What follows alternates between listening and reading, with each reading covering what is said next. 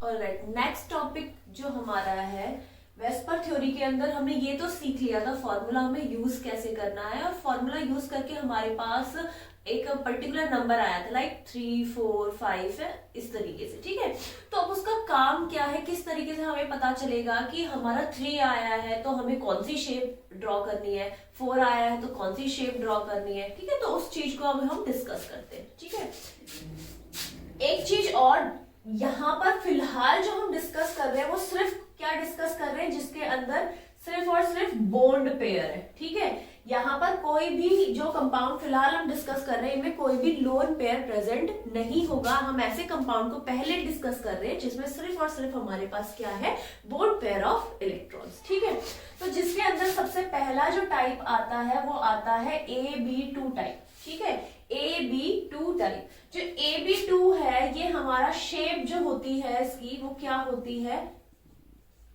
Linear. कैसी होती है, लीनियर, यानी कि आपका A यहां पर और आपके सराउंडिंग एटम B एक लीनियर पता है, जिसमें एंगल कितना होता है आपका 180 डिग्री। ठीक है, कितना होता है 180 डिग्री। आप खुद ही देख लो, देखो हमारी जो थ्योरी थी वो क्या थी कि हमें सराउंडिंग एटम इस तरीके से इस जगह पर अरेंज हो जाएंगे जहां पर वो मिनिमम रिपल्शन फेस कर रहा हो। अब देखो ये एक दूसरे के यहाँ पर अगर अरेंज किया जाए तो अपोजिट है ना। अगर यहाँ होते सपोज यहाँ बी और बी, तो इनका जो एंगल होता ऑब्वियसली ये एंगल ज्यादा लेकिन ये एंगल तो कम है, तो यहाँ क्या फेस करता, वो रिपल्शन फेस करता। सिमिलरली इस तरीके से होता तो इस साइड से क्या करता, रिपल्शन फेस करता। तो यहाँ पे भी 180 डिग्री और यहाँ पे भी 180 डिग्री है, मतलब जब ये 180 डिग्री पर है, अपनी लीनियर शेप में है, तो जो बी सराउंडिंग एटम है वो यहाँ पर मिनिमम रिपल्शन फेस कर रहे हैं। ठीक है, तो इसका एग्जाम्पल हो गया CO2। ठीक है, क्या हो गया CO2, है ना। प्रीवियस वीडियो में हमने डिस्कस किया था कैसे निकालेंगे CO2 की शेप के लिए। हमने फॉर्मूला लगाया था क्या, कार्बन के वैलेंस इलेक्ट्रॉन 4, मोनोवैलेंट कोई दिख रहा है नहीं है, तो +0 डिवाइड बाय 2, ये हमारा क्या आ गया 2। बेसिकली ये जो 2 नंबर है ना, ये किसको डिनोट कर रहा है, ये इसको डिनोट कर रहा है कि सराउंडिंग एटम कितने हमारे 2 हैं, और उसी हिसाब से हमारी क्या बनेगी, शेप बनेगी। ऑलराइट, अब नेक्स्ट जो एग्जांपल है हमारे पास, तो अच्छा इसके अंदर कैसे बन जाएगी, हमें पता लग गया 2, यानी कि शेप हमारी कैसी बनेगी, लीनियर। यहाँ पर ऑक्सीजन, यहाँ पर ऑक्सीजन। अब ऐसे ही नहीं छोड़ना है आपको, क्यों, क्योंकि आपको पता है यहाँ पे कार्बन सेटिस्फाई नहीं हुआ है, यहाँ पे ऑक्सीजन सेटिस्फाई नहीं हुआ है, तो शेप तो आपकी यही रहेगी, लेकिन बॉन्ड कैसा आ जाएगा यहाँ पर, डबल बॉन्ड। ऑलराइट, अब जैसे दूसरा एग्जांपल ले लेते हैं, यहाँ पे हो गया हमारा BeCl2।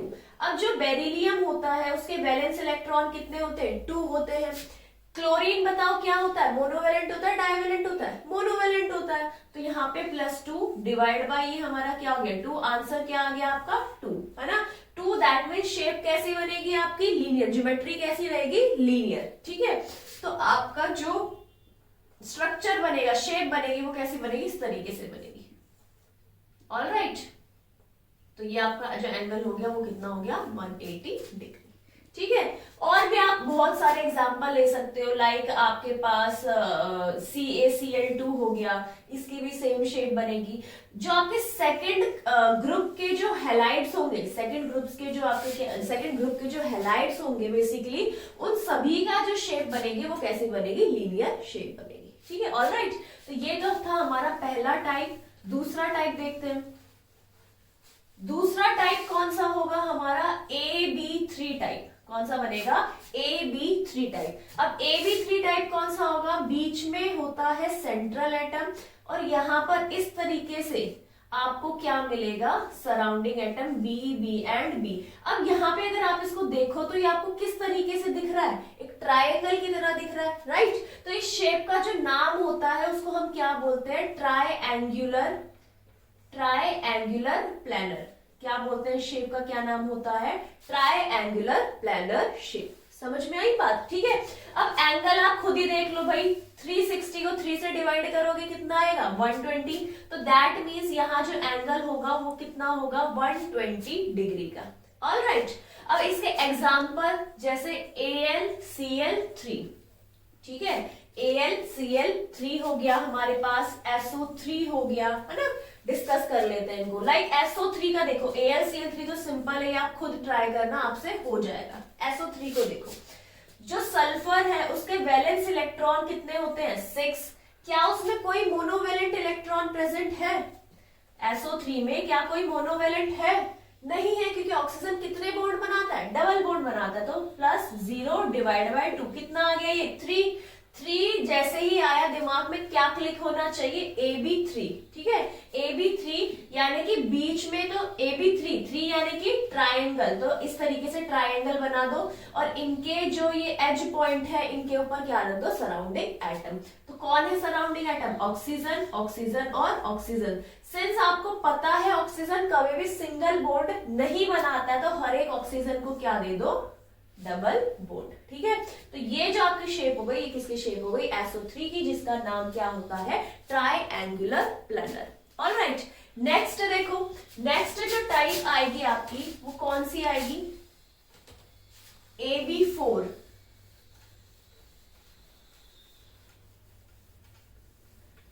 नेक्स्ट जो आपकी टाइप है वो कौन सी है आपकी? AB4 type. मतलब एक आपका क्या हो गया? सराउंडिंग, सॉरी सेंट्रल एटम, और B 4 आपके क्या हो गए? Surrounding atom. इसकी जो शेप होती है, अच्छा एक बात बताओ, 4 के लिए हम क्या वर्ड यूज करते हैं? टेट्रा यूज करते हैं। तो जब 4 सेंट्रल एटम होते हैं ना, तो उस शेप को हम क्या बोलते हैं? टेट्राहेड्रल शेप बोलते हैं। क्या शेप बोलते हैं? Tetrahedral shape. ठीक है, इसमें बेसिकली होता क्या है? बीच में आपका क्या हो गया? सेंट्रल एटम, और 3 डायमेंशन में इस तरीके से क्या अरेंज होते हैं? आपके सराउंडिंग एटम अरेंज होते हैं। क्या अरेंज होते हैं? Surrounding atom. ठीक है, यहाँ पे B एंड D। ठीक है, किस तरीके से अरेंज होते हैं ये सेंट्रल एटम? जैसे लेट सपोज ये आपका जो कैप का एंड पॉइंट है, यहाँ पे आपका क्या है? सेंट्रल एटम है, राइट? तो वैसे तो 4 मार्कर की जरूरत होगी इसके अंदर। जैसे एक बॉन्ड इस तरीके से बन रहा है, एक मेरी तरफ बन रहा है, एक इस तरीके से बन रहा है और एक इस तरीके से। लाइक जैसे आपने ट्राइपॉड स्टैंड देखा होगा, ट्राइपॉड स्टैंड के अंदर जो उसके नीचे के 3 स्टैंड हो गए, वो 3 बॉन्ड, और उसी के जस्ट ऊपर एक और फिक्स कर दीजिए आप, तो वो आपका क्या हो गया? चौथा बॉन्ड हो गया। तो वो जो शेप बनेगी ना ट्राइपॉड के वो 3 लेग्स प्लस ये ऊपर वाला बॉन्ड। ठीक है, तो वो जो पर्टिकुलर शेप होती है वो कौन सी शेप होती है? आपकी टेट्राहेड्रल शेप होती है। ऑलराइट, जो एंगल होता है आपका वो कितना होता है? 109 के अप्रॉक्स, 109.5 के अप्रॉक्स आपका क्या होता है? एंगल होता है फॉर अ टेट्राहेड्रल शेप। ठीक है, अब इसके जो एग्जाम्पल होगा वो क्या हो जाएगा? Like CH4। ठीक है, कौन सा हो गया? CH4 हो गया, XeO4 हो गए। ठीक है, जैसे इसको डिस्कस कर लेते हैं कैसे। CH4 देखो, CH4 के अंदर कार्बन जो है कितने वैलेंस इलेक्ट्रॉन है? 4। मोनोवेलेंट कितने दिख रहे हैं आपको? 4 डिवाइड बाय 2 कितना आ गया हमारा? 4 जैसे ही नंबर आया दिमाग में क्या क्लिक होना चाहिए? 4 मतलब टेट्राहेड्रल शेप। दैट मीन्स बीच में आपका क्या आएगा? यहाँ पे कार्बन, और यहाँ आपका क्या है? Hydrogen, hydrogen, hydrogen and hydrogen. तो ये जो पर्टिकुलर शेप होती है ये किसकी होती है? मीथेन की आपकी शेप। ठीक है, ये और डिस्कस कर लेते हैं। बोर्ड में पूछा जाने वाला क्वेश्चन है XeO4। XeO4 का बेटा देखो बहुत ही सिंपल है, कैसे निकालोगे XeO4 के लिए? सेंट्रल एटम जो है हमारा क्या है? ज़ीनन। कितने वैलेंस इलेक्ट्रॉन है? 8। क्या कोई मोनोवेलेंट इलेक्ट्रॉन है? नहीं है, तो डिवाइड बाय 2 कितना आ गया? 4। तो भाई क्या बनेगा? सेंट्रल एटम क्या है हमारा? Xe। पहले शेप बना लिया करो, ये हमारी क्या बन गई? Shape, tetrahedral shape. चारों जगह पे क्या रख दो? Oxygen, oxygen and oxygen. Since oxygen हमेशा कैसा बॉन्ड बनाता है? डबल बॉन्ड, तो यहाँ पे आप इनको क्या दे दोगे? डबल बॉन्ड दे दोगे। तो ये जो आपकी पर्टिकुलर शेप होती है ये कैसी होती है? टेट्राहेड्रल शेप होती है। ऑलराइट,